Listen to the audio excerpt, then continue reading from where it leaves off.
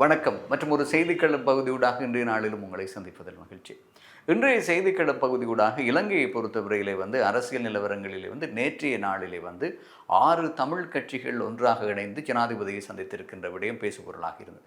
அதை தாண்டி நாடளாவிய ரீதியிலே மிக முக்கியமாக பேசுபொருளாக இருந்த விடயம் தொடர்ச்சியான மழை வெள்ளம், மலையக பகுதிகளில் ஏற்படுத்தப்பட்டிருந்த பாதிப்புகள், வீதியினுடைய முடக்கங்கள் தொடர்பாகவும் தொடர்ந்து பெய்து வருகின்ற மழை நிலவரம் தொடர்பான காலநிலை மாற்றம் தொடர்பான செய்திதான் அதிகமாக பேசப்பட்டது. அது தற்போது எல்லினோவோடு இணைத்து பேசப்பட்ட ஒரு விடயமாக இருக்கிறது.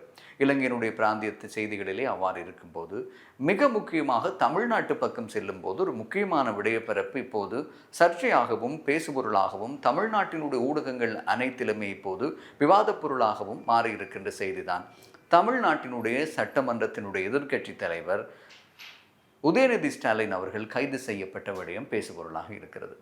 இந்த கைது தொடர்பாக கைது செய்யப்பட்ட விதம் சரியா, இல்லாவிட்டால் இதற்கான கைது நடவடிக்கை என்பது சரியான விடயமா என்ற ஒரு கோணத்திலே வாத பிரதிவாதங்கள் நடைபெற்றுக் கொண்டிருக்கிறது. சரி, உதயநிதி ஸ்டாலின் எதற்காக கைது செய்யப்பட்டிருக்கிறார் என்ற ஒரு விடயத்தை பார்க்கும்போது, மதுரையிலே நடைபெற்ற ஒரு கூட்டத்திலே காவிரி நீர் பிரச்சனை தொடர்பாக பேசும்போது ஆளுங்கட்சியை விமர்சிக்கின்ற தொனியிலே அவர் பேச ஆரம்பித்து பெண்கள் மீதான அவதூறாக அவர் பேசினார், இரட்டை அர்த்தங்களில் அவர் பேசினார், ஆபாசமாக பேசிவிட்டார் என்ற அடிப்படையிலே தான் அவர் கைது செய்யப்பட்டிருக்கிறார்.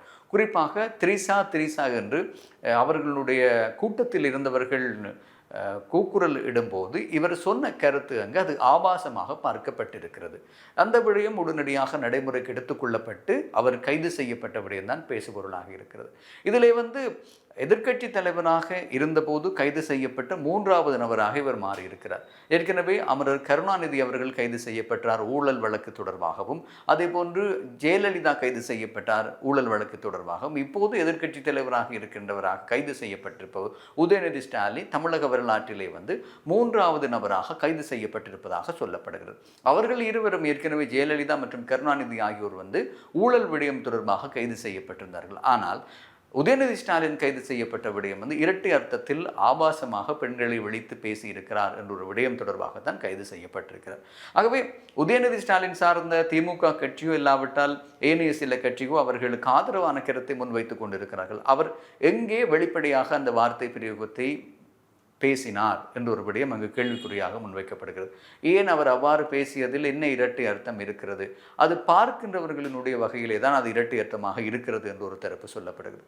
ஆனாலும் கூட ஒரு நடிகையினுடைய பெயரை சொல்லும் போது திரிசா என்று அங்கு கூட்டத்தில் இருந்தவர்கள் சொல்லும் போது அவர் இந்த வார்த்தையை பயன்படுத்தி இருக்கிறார். அதற்கு பிறகு ஆகவே காவிரி நீர் பிரச்சனை தொடர்பாக உரையாற்றும் போது இதை ஆபாசமாக அவர் பேசியிருக்கிறார் என்ற அவருடைய அந்த பேச்சில் இருந்து அது வெளிப்படையாக தெரிகிறது. அது இரட்டை அர்த்த பேச்சு தான் என்று பார்ப்பவர்கள் எல்லோருக்குமே அது புரியும் என்ற ஒரு நிலைப்பாடு இங்கு சொல்லப்பட்டிருக்கிறது.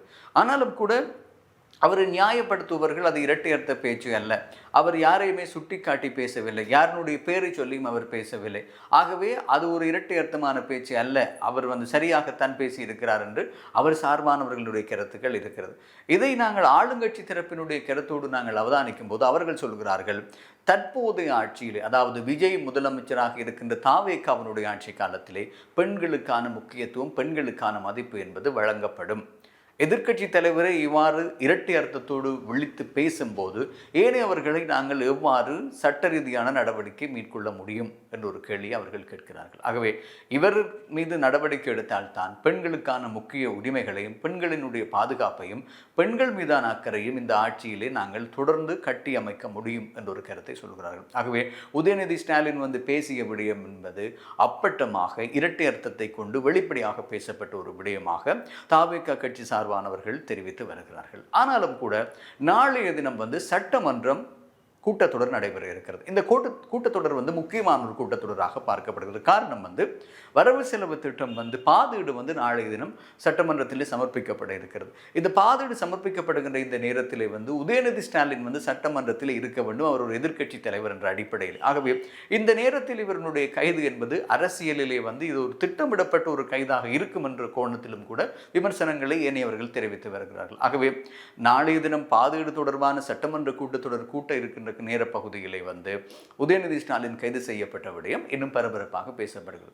ஒரு புறத்தில் இந்த விடயம் குற்றச்சாட்டாக முன்வைக்கப்பட்டாலும் அவர் பேசிய வார்த்தைகள் தொடர்பாகவும் பெண்கள் மீதான அவதூறு, குறிப்பாக திரிசாவினுடைய பெயர் அங்கு உச்சரிக்கப்படும் போதுதான் அவர் வந்து விஜயோடு இணைத்து அந்த விடயத்தை அவர் பேசியிருக்கின்ற விடயம் கடந்த காலங்களிலே வந்து விஜய் திரிசா தொடர்பான விடயம் வந்து சர்ச்சையாக பேசப்பட்டு கொண்டிருக்கிறது.